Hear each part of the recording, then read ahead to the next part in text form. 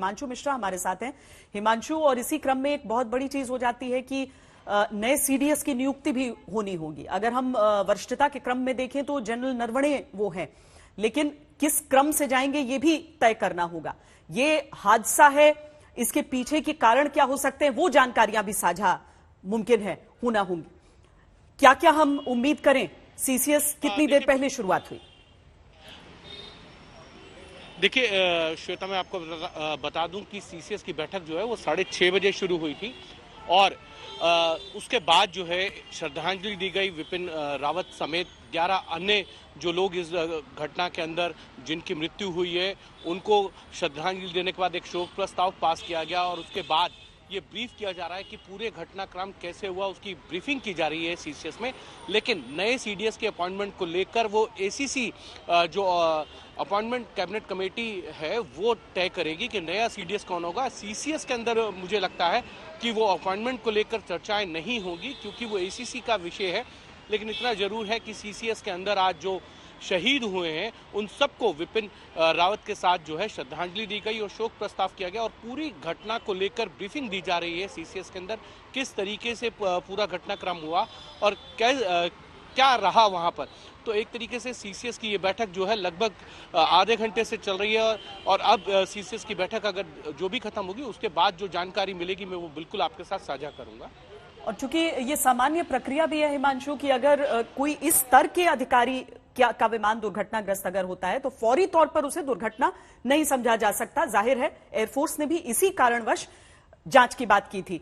और जब रक्षा मंत्री कल जब सदन को सूचित करेंगे इस पूरी चीज के बारे में, पूरी दुर्घटना के बारे में, तो जाहिर है कि क्या इस बैठक से भी सूत्र निकलेंगे कि क्या बातें कही जा रही हैं, प्रस्तुत की जा रही हैं, चूंकि वो समूचे विश्व के समक्ष एक स्टेटमेंट हो जाएगा।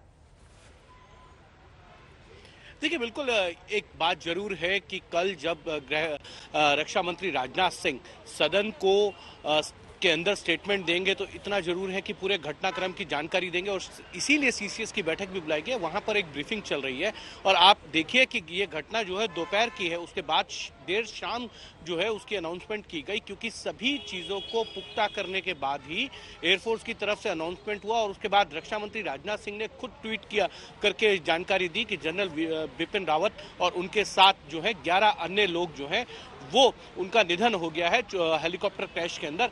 लेकिन बड़ी चीज एक ही बात है कि आज सीसीएस की बैठक के अंदर जो है ब्रीफिंग के साथ साथ श्रद्धांजलि और शोक प्रस्ताव है। कल रक्षा मंत्री की तरफ से लोकसभा और राज्यसभा दोनों सदनों के अंदर जो है स्टेटमेंट दी जाएगी इस पूरे घटनाक्रम को लेकर, कैसे जो है ये घटना हुई है और क्या क्या जानकारियां मिल पाई हैं, क्योंकि अभी तक जो है एयरफोर्स और बाकी जो फोर्सेस हैं वो जानकारियां जुटाने में लगे हुए हैं कि किस तरीके से ये घटना हुई है। क्योंकि जब तक पूरी जानकारी नहीं होगी तब तक जो है दोनों सदनों के अंदर स्टेटमेंट नहीं हो सकती थी। ये जरूर कहा जा रहा था कि आज रक्षा मंत्री की तरफ से दोनों सदनों के अंदर जो है स्टेटमेंट दी जाएगी, लेकिन पूरी और जानकारी नहीं होने के कारण जो है वो आज दोनों सदनों में स्टेटमेंट नहीं हो पाई है। कल ये स्टेटमेंट जरूर रक्षा मंत्री की तरफ से दोनों सदनों में दिया जाएगा और ये उम्मीद की जा सकती है कि 11 या 12 बजे दोनों हाउसेस के अंदर ये स्टेटमेंट दी जाएगी।